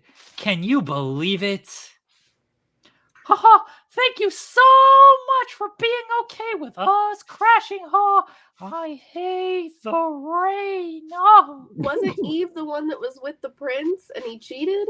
Wasn't that them? Or was Yeah. it Yeah, wasn't that else? Zayed? Yes, I He's think that's here as Zaid. well. He's Zaid. And they're Oh. together? Yes, Yeah, they apparently were so. like fine at the wedding. Like they were just like she was just cool with him cheating. Like, yeah, sure, Yeah. Prince, get your rocks off, whatever. You and Scarlett exchange glances. Uh-oh. It looks like they didn't know we were coming. Well, no shit, No shit. Sherlock. Sylvia didn't tell you. No. What's happening? While you two have been getting it on, we've been getting wet in another way with the rain. I ad-libbed that one. Thank you. Very nice. That was a great ad lib. There were flash warnings on our island, so the producers sent us here. Haha, the storms were so crazy getting here that we were almost lost at sea. Oh. Oh, wow. That's not ideal. Get the fuck out of here. I know, we're sorry. We owe you. But we promise we'll give you plenty of privacy. Except for when we literally just walked in on you. Okay, thank you. I think we all fit in this massive villa.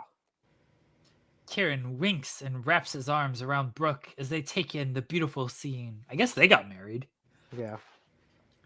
Ah, we can definitely fit. I don't know about my 4 suitcases, though. Oh. Scarlett looks at you and laughs, pulling you close. Well, a group honeymoon is not what I was imagining, but let's make the best of it. Where's Blaze to, like, crash this? That's what I want. Ah, agreed. Let's party. Blaze and Nico. Like, that's Yes. who needs to be here. Yep. As Eve pops a bottle of champagne, Zayed rips his shirt off and jumps in the pool. See, that's why we didn't fuck in Our- the pool. I'll bring our bags in. Yeah, we need Blaze and Nico to show up here. As everyone is settled and cooling off in the pool, when you notice Eve is looking a bit down. She just found out she got cheated on. She's sitting on the sidelines, swishing her feet in the water. Our weddings all happened so fast. I never had the chance to talk to Eve about the bachelor party incident. No, you didn't. You wade toward her to check in. Hey girl, how are you? Honestly, Victoria, I'm so glad we joined your honeymoon. Things between Zayad and I have been a bit tense since our wedding. Oh no, I'm sorry to hear that. I don't know if you heard, but Zayad was the cheater that Kieran was talking about. Yeah, Blaze told me. Oh, well, he admitted to cheating on me at the party right away. It's because he was sick of that voice. Eve, did you confront him? Why, she still married him? Yeah, like, why did you still marry him? Because he's a prince. Yeah, that's true. Yep. Right when I got home, that I could tell it was him by the look on his face. He just convinced me that it was a bachelor party shenanigans.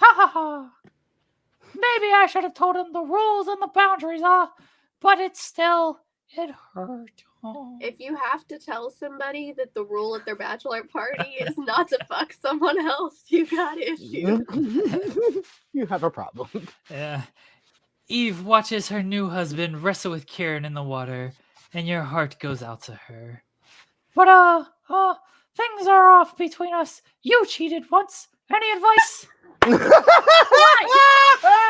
actually. I think you should teach him a lesson. Oh, shit. Victoria and Eve now. Word. The only way he'll understand how you feel is if you give him a taste of his own medicine. Toxic damn, as fuck. Victoria. I appreciate the sentiment. Maybe you're right. I'm going to keep trying to make things work. At least, for now. Cheers to that. Whatever you decide, we've all got your back, Eve.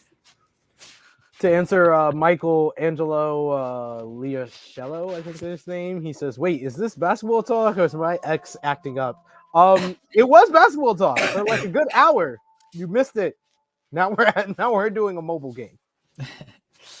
Eve downs her champagne and then rests her head on your shoulder, watching her new husband with tired eyes. Hey, you two. What do we think about getting a change of scenery and heading down to the beach bar for the night? Let's do it. What should I wear tonight? Got 2 wardrobe changes early here. No, these are early. Do the yellow. That? Yeah. Laker colors. Lakers. I knew you were going to say it. Oh my gosh. After freshening up at the house, you, Scarlett, and the other couples walk down to the nearby beach bar. It's a beautiful, breezy night in the Bahamas as the 6 of you get fresh cocktails going. Scarlett wraps her arms around your waist and whispers in your ear. This outfit looks amazing on you, but I can't wait to take it off. Yeah, I think the issue is me having to say this back and forth to myself. I think that's what the issue is. Your cheeks get warm with giddy happiness at the compliment, and Scarlett kisses your temple. Oh, I have an idea! Let's play Truth or Dare! I hate her so much. That's a great idea. Victoria, you ask first, but you can't ask Scarlett. Yay, we don't want to know what you dare have to do. Shut up, Zayed. Zaid winks playfully. Zayed, I dare you not to fuck somebody else at the bachelor party. Too late. Speak for yourself.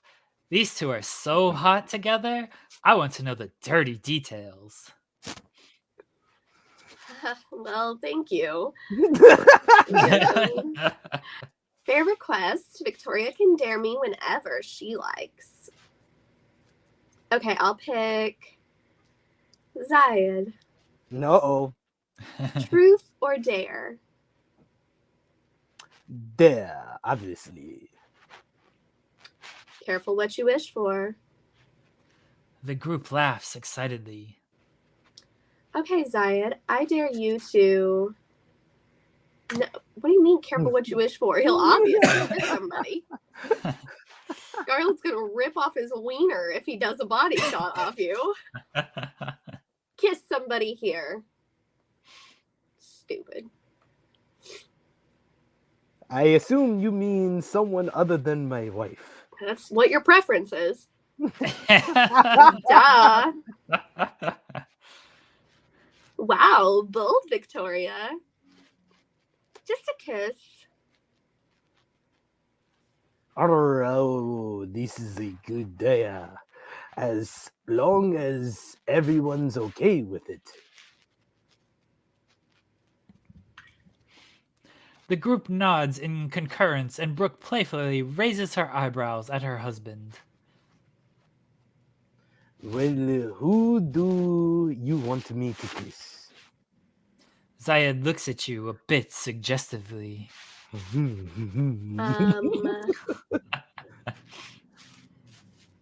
It would probably make more sense to ask Eve, who is okay to kiss Zayed. Sensing the protective tone in Brooke's voice, Zayed speaks up. I was totally kidding. Haha, Zayed has a hard time keeping his lips to himself. Oh, damn! Zayed stares at the ground. But I know that Victoria and Scarlett are so in love that you can kiss either of them for the dare. I'm unfazed. Is that a slide at Brooke? Like, Brooke's not that in love? Sensing the tension, Scarlett jumps in to lighten the mood. Get over here, man. Plant one on me. What the fuck is Scarlett happening? puckers up his... Are we learning something about Scarlett here? Scarlett puckers up his lips, and Zayed laughs. Kiss, kiss, kiss. Kiss, kiss, kiss. As you and the girls chant excitedly, the two of them grab each other's faces and kiss on the lips. Kiss. Mwah. Wow, you've got soft lips, Zayed. Thanks. I'll send you the link to my favorite chapstick. All right. It's your turn, Victoria. This is the weirdest I fucking thing. dare you to. I dare you to. Hey, aren't you supposed to ask me truth or dare? Nah, dares are more fun.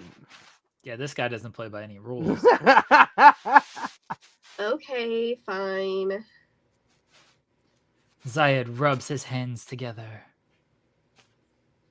Okay. I dare you to strip He down. just wants to see him naked. Yeah, exactly. You should strip down and skinny dip with Scarlett in the ocean. Ow. I am not complaining about this dare. Scarlett wraps her arms around your waist, and her warm skin rouses your desire in you. Okay, race you to the water, Scarlett. Don't get eaten by sharks. Haha, more like eaten by each other. Great one, Eve. That was a good one, Mickey Mouse. The group laughs affectionately as the two of you run toward the crashing waves where you're all alone.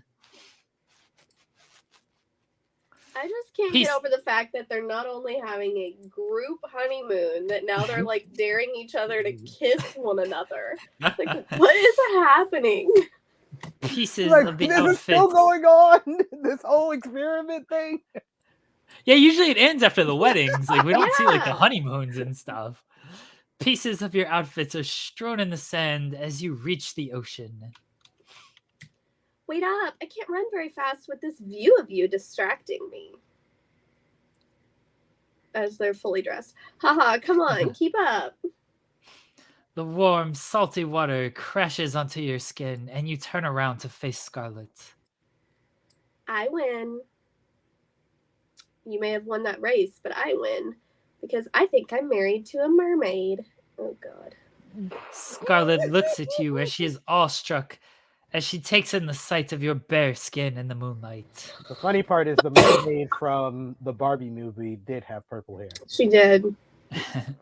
Where's Mer John Cena? Okay. I will never get used to how good you look naked. Oh, yeah. I dare you to come closer. Dive in what? Dive in that money. Always. Scarlet comes close and turns your chin away to throw kisses down hungrily down your neck. Hungrily down your neck. Yeah. Let's go. Let's sorry, go that's in. not me. Let's go in deeper. When the water reaches waist height, you and Scarlet's bodies are buoyant. You wrap your legs around her waist, and the two of you kiss passionately. I love you so much, Victoria. I can't believe I get a lifetime of moments like this with you. And then a shark eats them. Oh, Scarlet. Running your hands through Scarlet's hair, everything about this moment is perfect when Blaze. Oh! Hey, what were the flashes earlier? They never did, like, were people taking pictures of them? The clicks or whatever that was? Maybe it was. Oh, I think it was maybe like the gate door like clicking or the wheels, the luggage wheels or something. Did you see that flash? Zaid? Like a shooting star. No. Almost like a camera. But I must be paranoid from all that time on set. Are they not filming this? Yeah, what's going on? I don't fucking know.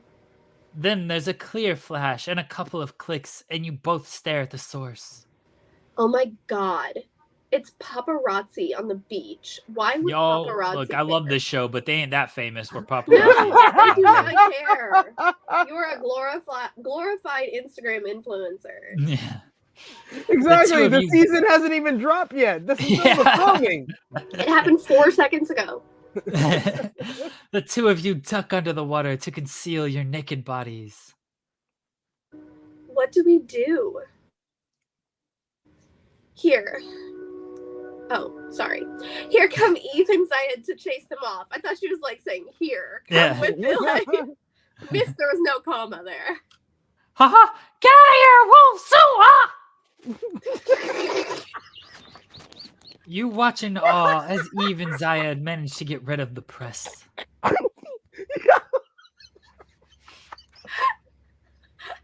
can't breathe. What? Get out of here,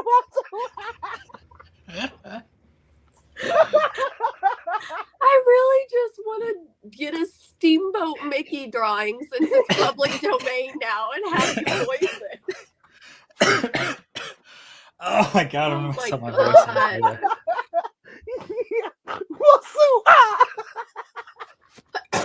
Oh god, do you think they got us? I I don't know, but let's get out of here. Honestly, put a steam. That'll be the end of the show. I'll put a Steamboat Mickey, and I'll just voice whatever you guys want me to say on it. he's just be like, "Thanks for watching." Oh my god! You and Scarlet are wrapping in towels, hiding out in the surf shack. Why did they not put their clothes on? Did the paparazzi steal their clothes? The coast is clear. They totally caught our game of truth or dare. Well, it could be worse. Huh? Easy for you to say. You weren't the one who licked Zayed's foot. Girl, that's your problem. I don't know. I like how they continued the game. Like they went in the ocean and they just kept They're fine. They're fine. Yeah. Get naked. Come back. You licked his foot? things got weird while you went skinny dipping. All right, in fairness, he is a prince, so maybe there is a reason for paparazzi to be there. That is Okay, true. that's true. That is But I don't know why I'll- they would be focusing on those two. Because they went for the prince and saw some naked girls. Yeah. Yeah. I'll try to fill in a plot hole for this mobile game. I take truth or dare very seriously. So stupid. Well, it definitely just got a lot more serious if these pictures get leaked. Luckily, my back was to the shore, so if they got anything, it was my butt, and I can live with that. I don't blame you. You've got a nice one. Scarlet. Oh, jeez. Scarlet laughs and kisses your neck. Okay, let's get you two back to the villa before you start taking each other's clothes off again.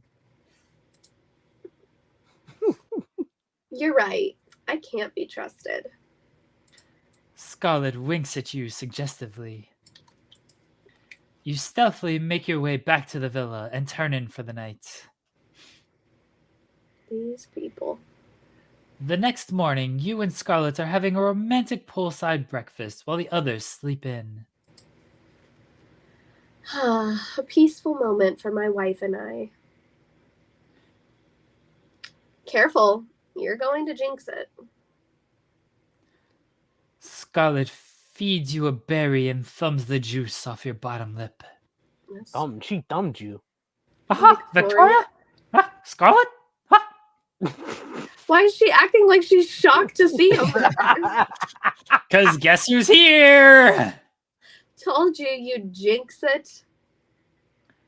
Eve comes out by the pool with a panicked look in her eyes, waving her phone in the air.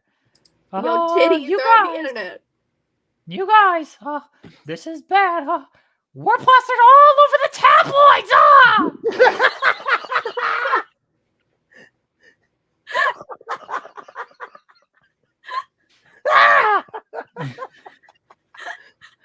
What? Let me see. Eve tosses her phone to Scarlet so she can scroll through the article. Phew. Just a steamy moment in the waves. You can't even tell we're naked. Oh, wow. Darn it. No pictures of your cute butt for the world to see. Scarlet laughs and shakes her head. Yeah, good for you. Keep scrolling. We're looking at butt. You keep going through the pictures as Brooke wanders out, rubbing her tired eyes. What's going on? There! Oh. The photo Eve is worried about shows her bent over, tongue out, licking the bottom of Zayed's foot. It's no game of truth or dare where I'm licking anybody's foot. the bottom of it too. Damn, that's nasty. Oh, that's I joined the show in hopes of getting famous, but not for this. I'm going to be a meme. Well, you're gonna be famous. Eve flops onto the pool bed and screams into a towel as Brooke cautiously takes the phone. Reality stars get footsie on vacation. Get footsie. It was a dare! Get footsie. That was great. It's not that bad. At least your outfit looks cute. Not that! Get footsie. Get footsie. I can't breathe. This is so bad! I really hope Sophia hasn't seen this! calling? Why do I always have to get the bad phone calls? It's the laugh in between the words. You say not, oh my god, my eyes. This man has to be stopped. Oh my god, just act natural. Eve stays face down on the bed as Brooke answers the phone God. hesitantly. Hey, Sophia. That's Hey, you. Brooke. Can you let the group know there's a storm headed your way? Like, metaphorically, or... Huh? No. Meteorologically. I didn't say that right. Meteorologically. The hurricane just changed directions. You all have to evacuate the island. Oh, perfect. Let's all fly away into the abyss because I can't show my face in America ever again. She's really overestimating how many people are gonna care. Huh? Oh, Eve. Always so dramatic. Talk later, Sophia. Thanks. Brooke hangs up the call, and then the guys come out from the villa, too. Have you seen this? Yup, and I don't want to talk about it. Well, it shows me attempting to pole dance on a palm tree, if that makes you feel any better. Sounds like a Splinter City. Yeah, I have splinters in places that I didn't know existed on my body. The group starts to crack up when thunder strikes, reminding you of the other oncoming storm. Thunder. You gotta get out of there! What are you trying to change your clothes for? I better get changed for the dirty hoe. That's all she can think about. Big old storm coming. Victoria's like, what's a cute outfit for this thunderstorm? Well, if I'm gonna die, I'm gonna die in a cute outfit. Just do. Oh, this is totally like Saved by the Bell right there. Yeah, do that. Lisa Turtle. Do it. Yeah, Lisa, yeah.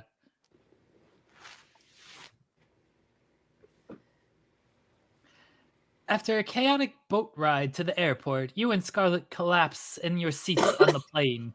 Is this the plane where Blaze wouldn't fuck you? Imagine there being a hurricane on their way towards you, and they're like, "Okay, we need you to get on a fucking boat and go."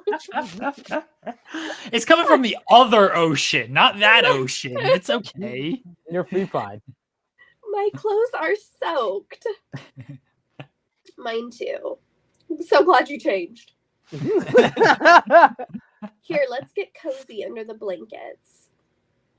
Why is she wearing the same clothes? Because she didn't change. She's like, we gotta get the hell out of here. That was her swimsuit too, so that's what she was wearing 3 days ago. Scarlett sweetly tucks warm blankets around you, and the two of you cuddle close. Did everybody take this plane, or did like everybody get different planes? We had to charter like 3 planes for the couples. Well, so much for a long honeymoon filled with alone time. I know. Who says the trip is over, though? Hey. We can always choose a new place to go after we get home. That's true. Besides, I don't think I'll ever get out of the honeymoon phase with you. Me neither, Scarlett. Scarlett wipes a raindrop from your cheek and looks at you, her eyelashes still wet. I do wish we could settle into our new life together when we land. More hotels sounds exhausting. I know, we have house hunting to tackle. And once we have a house, what's next for us? Anything in the world. Our home base is just another step to take in our marriage. I think once we move into our house together, I want to focus on us. I want to see how life is with just us first and get a sense of normalcy back. Yeah, that's wise. I want that time too, all day, every day. Scarlett slides his hand under the blanket to squeeze your thigh, and the sensation sends electricity through you. Especially when you felt his hand. Damn. As much as I'd love to join the Mile High Club with you right now, we have company, remember? So it is everybody in one plane. Yep. You glance toward the back of the plane to indicate your bandwagoning friends. Damn! Damn! No, I have no idea what you're talking about. Scarlett kisses all over your face, making you giggle as she tickles you with her lips.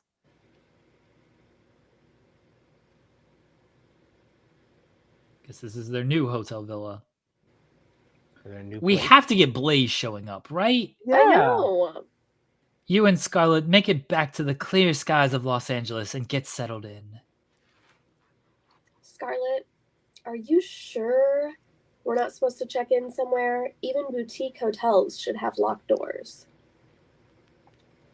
Well, maybe she's the prince.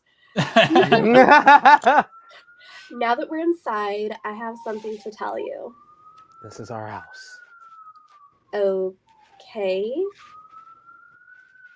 I know how much you loved our honeymoon house. And this one is by the same architect. Oh shit, SP3. Okay.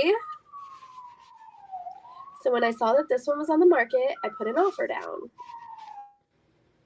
Wait, what? Look at SP3 calling this. This isn't a boutique hotel. This is your house. Our house, if you want it to be. Hey, go ahead, girl. Oh my god.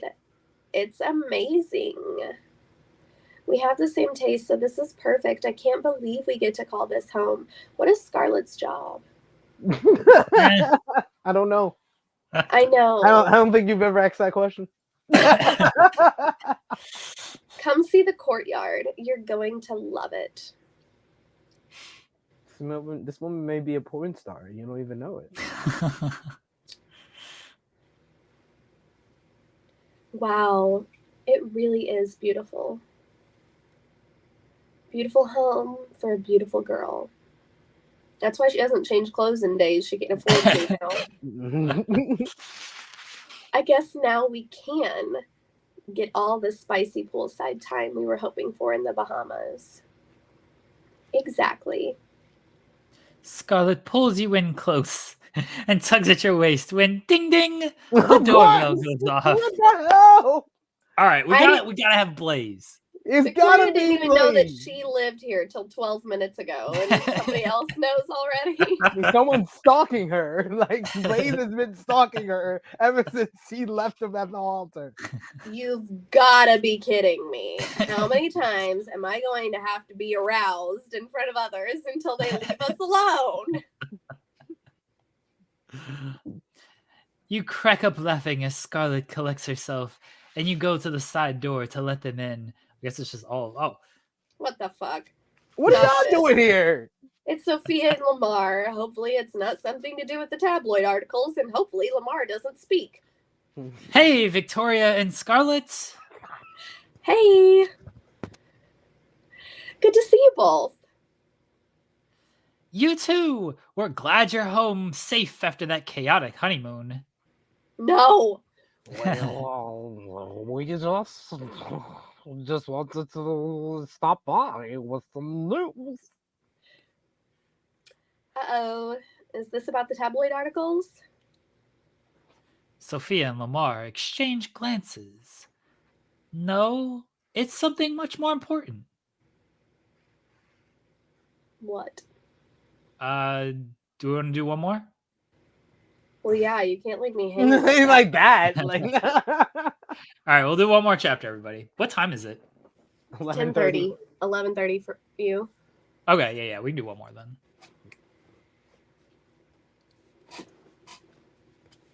What is money even? Something that I don't have and need more of. That's what it is. Valaby. Scarlet takes your hand as you prepare to hear a very serious announcement from Sophia and we're here to tell you that The show's been canceled. Sophia. So scared. Why would they go to their house to tell them? Yeah. Boo this announcement. Tomato. This is Tony Khan announcing All Access, the reality show. Fuck. We're having a baby. Oh my god. You interrupted our alone time for this. Your self-important announcement. Congratulations. Thank you. We're so excited. Someone asked why Lamar sounds like he's melting. Oh, buddy. Who else from the season have you told? Well, we're actually here to tell you first because want to step down from hosting the show when the baby comes. Okay. So you guys are the new host. What the new host? We think you two would be perfect for it. If we could appoint you, we would. But my votes will be determined by vote from the fan base, and which is happening at the Brian Swanson Ball tomorrow I hate night. you so much. Oh my god. Wow. Well, thank you. That is such a compliment to get your blessing for such a big role. It really is. You two have been amazing hosts. Not really, but Aw, thank you. Don't make me cry. Your path to be together was winding and challenging and pushed the boundaries of the show. That's the authenticity viewers want. We hope America sees how great of a couple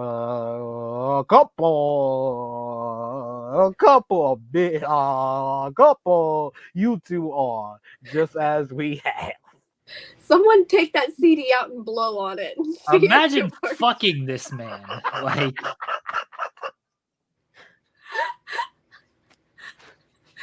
You've definitely given us a lot to think about. after giving you your good wishes to Sophia and Lamar, Scarlet turns to you. Wow, well, that's an amazing opportunity. I know, we're going to be famous no matter what. Okay, so it could be a good platform. Yeah, well, let's take things one step at a time. What do you say we go to my favorite place in the city? I thought you were getting ready to do it. What's happening? Sounds perfect.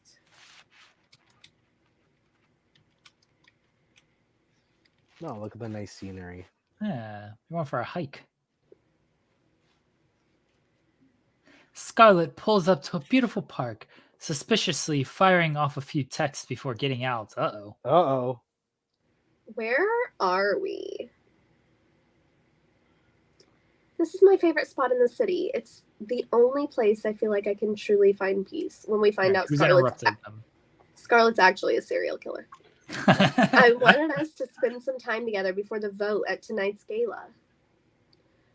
For the record, you're my favorite person, and I hope that counts for something. Scarlet squeezes your hand and gives you a tender smile. For some reason, I'm more worried about the live stream than winning. Drama always gets stirred up. Yeah, we need Blaze and Nico at this thing. I know what you mean. For now, let's just enjoy our time together.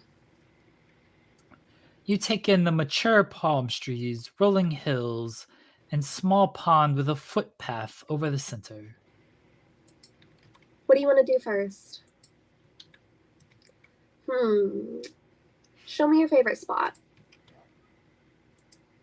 I was hoping you'd say that. Right this way.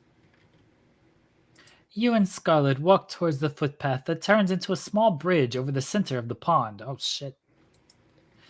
Rather than go over, Scarlet guides you to the side where a large tree has hidden a bench facing the water. This park is beautiful. I see why you love it. Scarlet doesn't look up at you, but instead stuck on her phone. Scarlet, is everything okay? Hey, is everything okay? You've been on your phone since we left the house. What? Oh, sorry. She's being weird. As Scarlet is fumbling for words, a man with a large cart approaches you. And puts you in the cart and kills you. Oh, thank goodness. It's Bubbles. Scarlet gets a large box from the man and turns to face you with a smile. Open it. Okay, is it just me, or has Scarlet done, like, every gesture in this relationship, and Victoria's just, like, along for the ride? I think Victoria's just along for the ride. Okay. You open the box and find a bottle of wine, cheese, crackers, and fruit. Wow. Thank you. You're so incredibly thoughtful.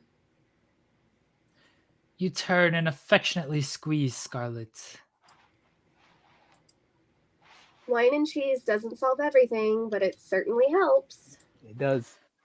Scarlet scoops you onto her lap while she pours a glass of wine.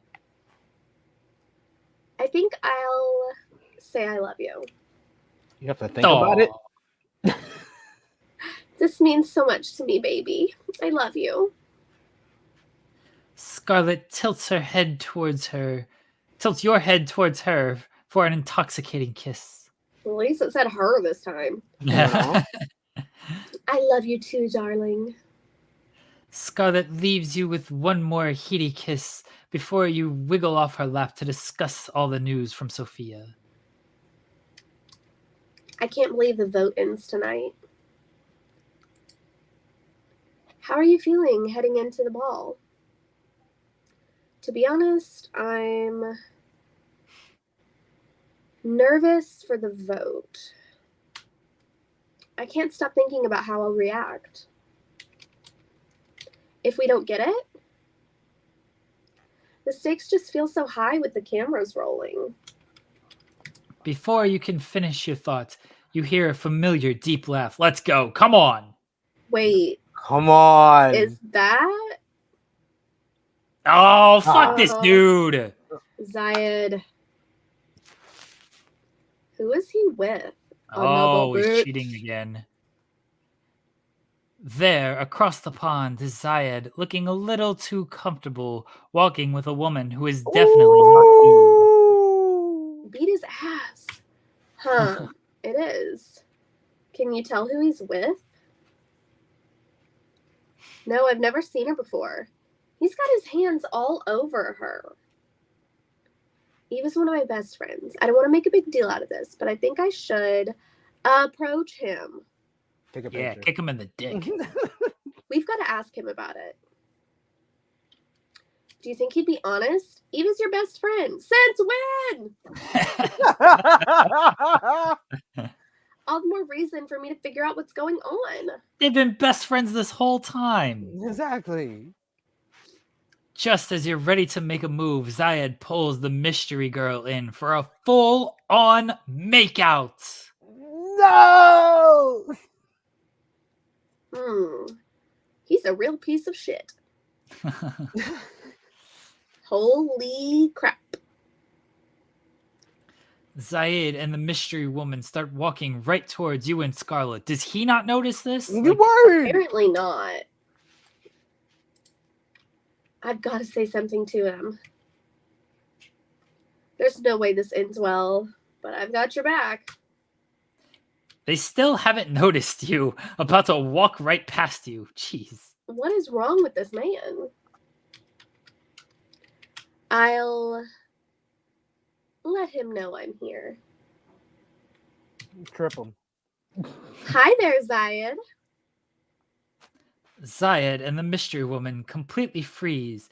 She's still smiling, but he looks downright scared. We've been enjoying a romantic day in the park. Just like you, it seems. I can explain. Baby, can you get the car? I'll be there in a minute. Oh, of course. I like her. The mystery woman seems confused, but listens to Zayed and leaves the park. I think I have that outfit. Dude, this is not a good look. I believe my wife just asked you a question. Who does this guy think he is? I'm about to lose it. Yeah, kick him in the dick. I cannot believe you're cheating on Eve. She is your wife. Victoria, you have no idea what you just saw. What?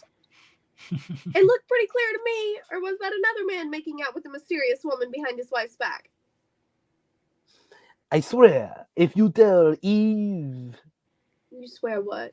Are you threatening my wife? Yeah. Scarlet steps between you and Zayed, and you're not sure if you feel more pride or concern. Scarlet, I've got this. You just made a huge mistake, Zayed. It seems like one of many. You step next to Scarlet, arms crossed to keep the rage from you exploding out. Ha ha. You think you've got one on me? I could ruin the two of you in a second. He's a prince. It is true. Back off, Zayed. I mean it. I don't care what you think. I'm telling Eve everything that happened today. Then you're asking for it. His threat hangs in the air as he turns and walks away. You stare at Scarlet, thinking of what to do next. Oh, I almost forgot. You pull out your phone. No, you didn't. I got a picture of them together. Can you say ironclad evidence?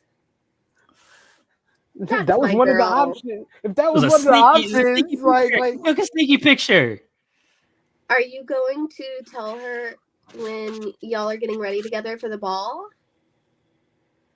I'm trying to reach her now. The sooner she knows, the better. I want to know what he thinks he's got over them. he's like, I know you. He's gonna bring in Blaze and Nico. And Blaze, yup. He's gonna bring them all. Like, that's going to be on TV, Broseph. I mean, You've spent the entire... Oh no, he brings out Blaze and Nico in front of everybody before the vote and ruins your opportunity. maybe. You've spent the entire afternoon trying to get in touch with Eve. Maybe he killed her. I said this whole thing needs a good murder, so... She hasn't answered any of your calls or texts, so you're surprised to get to the girls' dressing room and find a full-blown party. Whoa, everyone is already dressed and the drinks are flowing. Go find Eve. I thought you were gonna say, Hey, "Get a drink." everyone. Has anyone seen Eve? Oh, Victoria! Ha-ha! You're finally here! Yeah! Finally, there's Eve. I need to tell her now. Eve, I've been trying to get a hold of you. I've been focused on the party! Ha! I'm having too much fun! Ha ha ha! Can we talk somewhere private? Not now, silly! Ha ha ha ha! You've got to get ready! Ha ha! We've got a half an hour until air, ladies. Be sure to take full advantage of our stylist. Excited chatter erupts in the dressing room. Haha, you look incredible. Scarlett's jaw's gonna hit the floor. Haha. Eve is right. She's gonna be trying to take it off before the night gets started, girl. Well, me, look at you. I'm just trying to keep up with you beauties. Oh, please. It's the gossip we really want. How was the honeymoon? You were there! Yeah, you were there the whole time. Surrounded by the girls, it feels good to get ready to spill the tea. Why is Scarlett not invited to get ready with the girls? He's the guy. His hand, remember? Yeah. This seems rude. I don't know. I'll share with them. The honeymoon was steamy. Just tell everybody about Zaid. We need the deets. Oh, that's me. Yeah. We need the deets. Yeah! How's the sex now that you're married? God damn, Eve. Well, it's hot. I'm way too loud. Kids are gonna come like hear these words and be like, what? If I'm being honest, we've done it everywhere. I have to talk with Eve before the ball starts. Eve, I need to talk to you. Are you okay? I'm okay. It's actually about Zaid. Oh, Zaid, what's going on, Immediately, Eve seems nervous. Kate, Zara, and Tashi will be able to hear every word of this, but there isn't time to be discreet. There's no easy way to say this. Be delicate. Are you sure you're okay to hear some hard news? Hard news? Victoria, what are you talking about? Just spit it out! I saw Zaid at the park with a woman I didn't recognize. They were kissing. I'm so sorry. I think I'm Kate. Oh, okay. Who is that? I don't know. She's been She wearing was- the same outfit the entire show. That bastard! Eve, you need to immediately take control. Kate can be a bit fiery, but I think she's right. You need to control the narrative on this ASAP like your name was Braun Strowman. Go to the rant room with him. Oh, shit. No. It's okay. You don't need to do anything yet, Eve. Shut up, Tashi. Everyone goes quiet as they look to Eve, who has gone completely still. Poor thing. Ask Eve what she needs. Eve, you're freaking me out a little. What do you need? What does she look like, Are you sure you want to see? It's the stripper from the bachelor party. Eve slowly nods, so you pull up the photo of Zaid and the mystery woman. It's his sister. Do you recognize her? No, I don't think so. But she's definitely his type. What do I do? Eve's breathing starts picking up, then shaking, Aw. and then the tears come and don't stop. This is my worst nightmare. Oh God! What do I do? I can't breathe.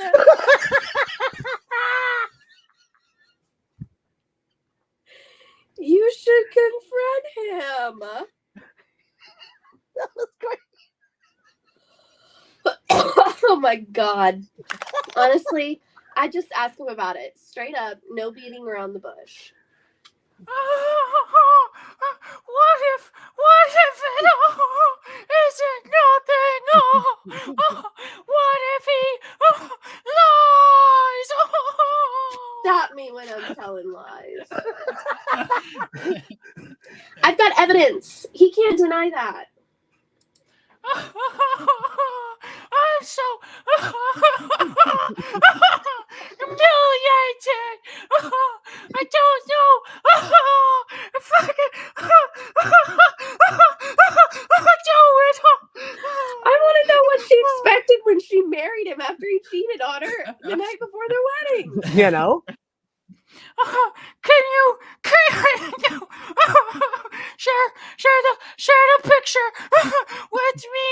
I want to see if anyone we know recognizes her. Of course. Hi. What? I'm in the zone, baby. I'm in the zone. He's a character. It's like when Dave Chappelle went to see Jim Carrey when he was on the set of Man at the Moon, and everybody was calling him Andy. Everybody's just gonna start calling Jeremy Eve. Thanks, Victoria. I have really. I don't know what I would do without you. Oh my God. Eve looks at you, and you can't tell if it's the wariness or a spark of vengeance. Ladies, we've got 2 minutes until the cameras start running. Victoria, come with me. I'm sorry, Eve. I promise I'll find you as soon as I'm done. She's been wearing that since she was flying back. She doesn't change for this. It got wet. It was wet. Nope. Can't change for that. We're going to start with an interview with you on stage. You and Scarlett are still in the lead. We are? I don't want to jinx it. Any airtime is a good thing. America loves you. You have to squint as your eyes adjust to the blinding TV lighting on stage. Ready? I hope so. A man behind the camera counts down. 3, 2, 1. Hello, Love is Blind live streamers. I'm here with Victoria, who's barely holding a lead. How are you feeling tonight, Victoria? I thought she was going to say who's barely holding on. I'm feeling nervous. We've been jittery all day. Don't forget to vote. She's right. Victoria and Scarlett are nearly tied with Eve and Zayed. There's Zayed now. Oh, let's go. Sophia then whispers to you. Is Zayed holding that woman's hand? Oh, shit. Oh, we're going to end it there. We're going to end it there. Oh, my God. He's just going to come out with it. He's not even going to give her a chance to tell. All right, we will end it there for next week, everyone. All-time performance by Jeremy Lambert. All-time. All-timer. What a time.